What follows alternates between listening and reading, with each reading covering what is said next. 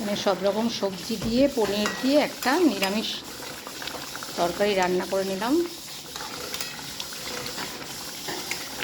একটু ঝোল মতন করেছি, এটা আমার জন্য করলাম। হয়ে গেছে, দেখো এবার আমি নামিয়ে নেব। এখানে পেঁপে, গাজর, বিনস, ক্যাপসি সবই রয়েছে।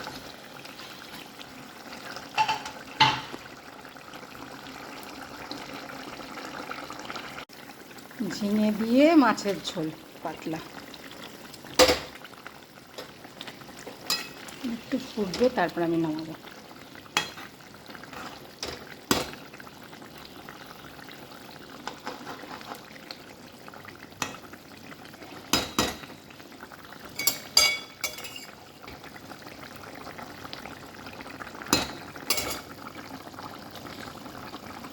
হয়ে গেছে রান্না, এটা দিয়ে দিলাম।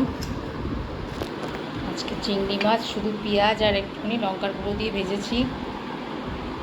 আর এখানে আমার জন্য নিরামিষ একটা পনির, আর এখানে ঝিঙে আলু দিয়ে মাছের ঝোল।